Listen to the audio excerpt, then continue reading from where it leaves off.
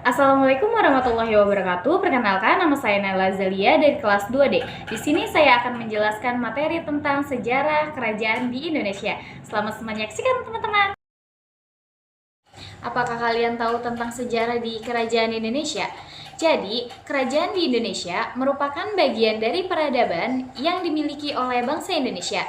Berikut ini sejarah awal dari bangsa Indonesia. Pertama, ada Kerajaan Salakanegara. Disinyalir sebagai kerajaan paling tua di Nusantara. Awal mula berdirinya Kerajaan Salakanegara adalah Dewa Warma, yakni seorang duta keliling pedagang sekaligus perantau dari Palabarata, India. Ia menikah dengan penguasa kampung setempat dan menetap sang penguasa tersebut bernama Akitirem. Singkat cerita, Akitirem meninggal dunia dan Dewa Warma mendapatkan warisan kekuasaan dan kemudian mendirikan kerajaan pada tahun 130 Masehi. Berikut ini peninggalan bersejarah dari kerajaan Salakanegara. Ada menhir, dolmen, batu magnet, batu dakon, air terjun Curug Putri, pemandian Prabu, angling Dharma, situ batu peta, patung Ganesha, dan patung Siwa. Yang kedua, Kerajaan Kalingga atau Koling. Kerajaan Kaling didirikan oleh beberapa kelompok dari India yang berasal dari Orissa.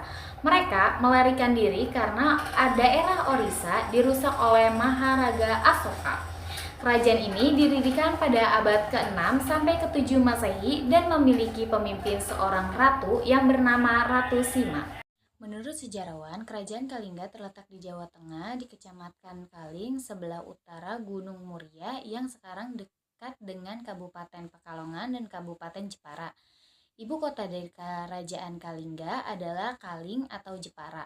Bahasa yang digunakan Kerajaan Kalingga yaitu bahasa Melayu kuno yaitu Sangkerta. Menurut Kerajaan Kalingga yaitu Hindu dan Buddha. Dalam perekonomian Kerajaan Kalingga bertumpu pada sektor perdagangan dan pertanian. Kalingga merupakan daerah penghasil kulit penyu, emas, perak, cula badak, dan gading gajah untuk dijual. Peninggalan dari Kerajaan Kalingga yang pertama, Prasasti Tukmas, ditemukan di lereng Gunung Merapi, Magelang. Yang kedua, Candi Burba ditemukan di Jepara. Yang ketiga, Candi Angin ditemukan di Kaling, Jepara. Dan yang keempat, Sojomerto pada abad 7 Masehi ditemukan di Batang, Jawa Tengah. Teman-teman tahu nggak sih akibat runtuhnya Kerajaan Kalingga? Jadi, Kerajaan Kalingga runtuh akibat serangan dari Kerajaan Sriwijaya. Serangan tersebut mengakibatkan kekalahan dan pemerintah menyingkirkan ke Jawa bagian timur atau mundur ke pedalaman Jawa bagian tengah antara tahun 742 sampai 755 Masehi. Yang ketiga, Kerajaan Samudra Pasai. Kerajaan Samudra Pasai merupakan kerajaan Islam pertama dan tertua di Indonesia. Kerajaan Samudra Pasai terletak di kota Leuceumawe dengan Aceh Utara. Kerajaan Samudra Pasai dibangun ketika masa keruntuhan Kerajaan Sriwijaya pada tahun 1297 Masehi. Kerajaan Samudra Pasai didirikan oleh Sultan Malik Al-Saleh. Kerajaan Samudra Pasai merupakan kota perdagangan dan mengandalkan lada sebagai komoditi utamanya. Hasil peninggalan Kerajaan Samudra Pasai ada lonceng Cakradonya, koin dirham, naskah surat Sultan Zainal Abidin, dan makam Raja Pasai. Kerajaan Samudra Pasai runtuh karena disebabkan oleh beberapa faktor internal dan eksternal.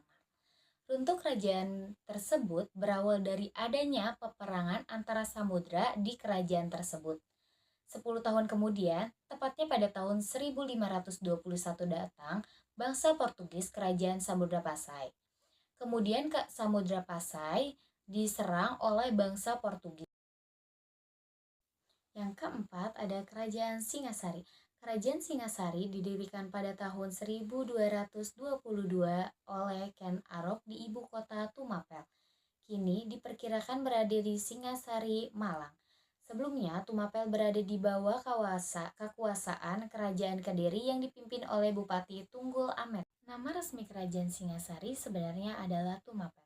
Seperti terlihat dalam prestasi Kudadu dan Kitab Negara Karnagama.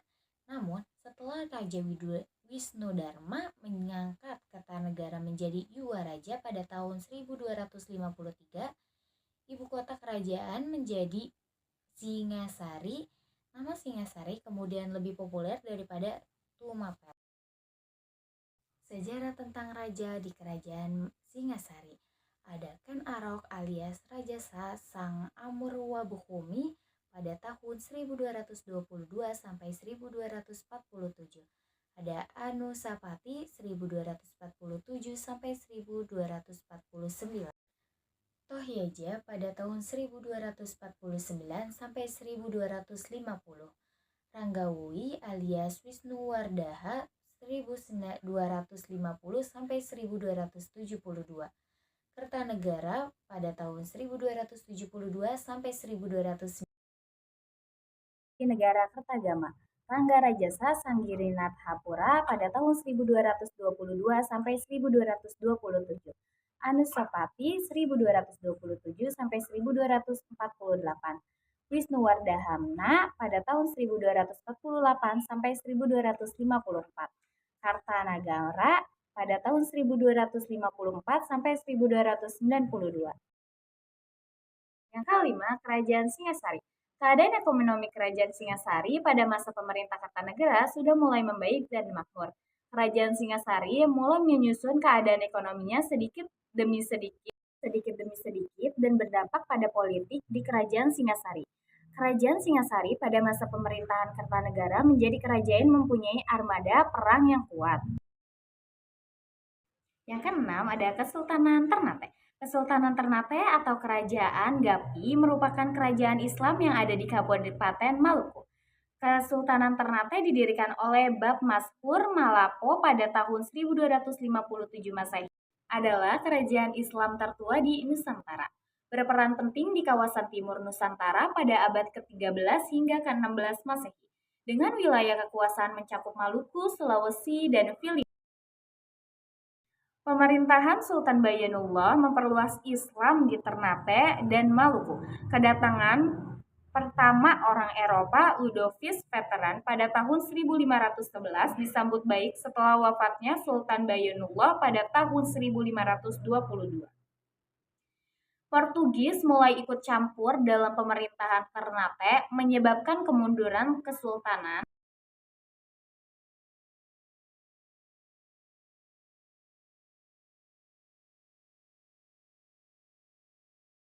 Majapahit mengalami pemberontakan awal namun berhasil berkembang di bawah para raja. Salah satu tokoh penting dalam sejarah Majapahit adalah Gajah Mada, yang diingat sebagai Mahapati oleh Raja Tibukuwana Tunggadewi pada tahun 1336. Gajah Mada terkenal dengan Sumpah Palapannya yang menggambarkan tekadnya untuk menyatukan Nusantara di bawah kekuasaan Majapahit. Pada masa pemerintah Raja Hayam Wuruk, Kerajaan Majapahit mencapai puncak kerajaan, namun setelah kematiannya pada tahun 1389 terjadi perselisihan dalam pemberontakan tahta yang berujung pada Perang Samudra. Hal ini menjadi salah satu penyebab kemunduran dan keruntuhan Kerajaan Majapahit pada tahun 1500. Kemudian demikian, warisan budaya Majapahit seperti candi, arca, dan naskah kuno masih tetap dapat ditemukan dan menjadi saksi sejarah kejayaan kerajaan tersebut.